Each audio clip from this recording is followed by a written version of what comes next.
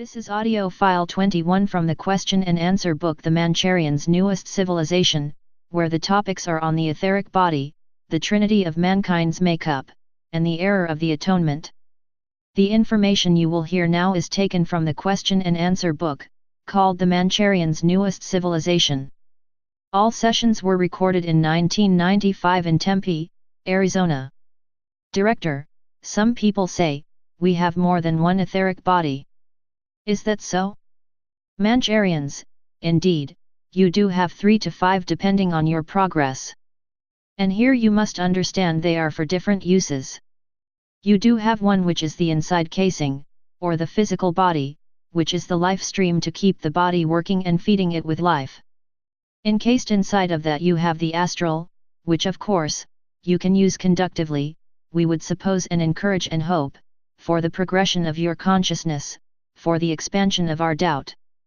Then indeed you have the last one, which is almost the most precious, for it is contained and built of solid light. And here you could not see the rays of light in being different colors. They are so wrought together with such intensity, they glow a white color, very very bright. And this body indeed will show to bestow our pupil that which is the highest in the consciousness of that particular level or plane or dimension or frequency. But that will be the transforming element to permeate throughout the other bodies in the changing attire. Director: it amazes me over and over again, how we can have more than one etheric body, and yet in this life be so completely unaware of it. Mancharians: let us perhaps explain it in simplified terms. It is much like taking a glove which is the physical body. Then you put your hand in the glove which is the etheric body. The hand here symbolizing the life inside the glove. Inside the hand you have the veins, you have the meat and the bones. So here the veins bring through the life. Do they not? And in the veins the blood runs cool blue. Director: all right. I guess it's the life in the hand that makes the glove move. Mancharians: precisely. And here you have the meat inside the skin.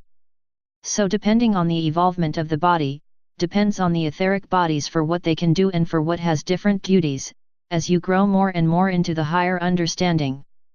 Can you at all begin to imagine, how many bodies you actually work with? For they will one day be splintered off and put into fragments to begin new the rebirthing process. Director: that's an amazing thought, because it would lead us numerically into infinity, would it not? Mancharians: infinity is not a concept. It is a fact. You are most correct in your elaborations. Director: okay. You mentioned each individual is a trinity within himself or herself. How does this trinity work within a person or individual? Mancharians: it is so interesting we find at this point, after listening to many questions from you and your people, that believing God, as they call it, to be a trinity within himself, and yet not realizing that they, being gods themselves, perform a trinity unto themselves. This question is exceedingly simple in this case.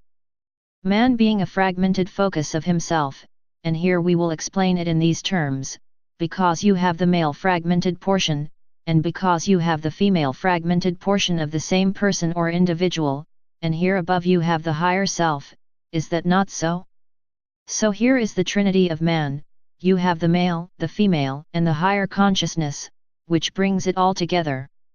The higher consciousness being the God or the Godhead, with the male being the Son on one side and the spirit being of the female, giving life on the other. Director: thank you. How can man overcome his ego in totality when he is fragmented not only here on earth, but also in other dimensions? Mancharians: man in essence here is embodied of 2 parts, is embodied of his consciousness or higher self or godhood or Godhead, whichever word you may term it. We graciously offer to you this understanding, but because of the duality always being ego which is kept at the higher levels, we fish for a word here, in an alternative universe, as which you would look through as a looking glass, as we would have it. Director: so how then can man best overcome his ego? Mancharians: in order to overcome as in your conceptions is to get rid of in complete totality, is it not? Director: yes. Mancharians: this is never strictly done.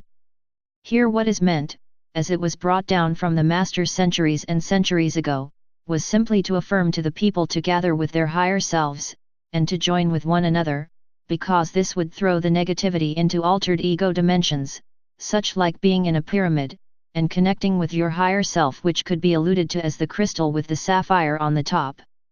And up through there then, as you sit right under the beautiful crystalline entity, the ego, or the altered portion of your consciousness goes up through the top of the pyramid, so therefore no longer connecting with you as to your focus at that time on that dimension, for your primary focus then would be on the growth pattern of the positive. Not that you would forget entirely the lessons of the negative, because that would prove to be in the extreme nature. And as we have stated before, to not know evil or negativeness or badness or any of those lessons would simply diminish the goodness and the joy. Director: yes. Thank you. We hope this book will be read by many readers of traditional Christian extraction, many of which would wish to know your definition of Spirit of God, even at the peril that yours will be different from their long-held view. Mancharians, here again, the Spirit of God, as they perceive it, we believe, is God being one, like one big Father, and here having a Son on the other hand, and here on the right hand having the Holy Spirit, as we have said before. God or the creation cannot be separated from the Spirit, for the Spirit is God, is the creation, is the Creator. It is all one and cannot be separated. But in order for them to have a complete understanding, for they speak of it as being one, do they not? And yet in their minds they see it on a triangle.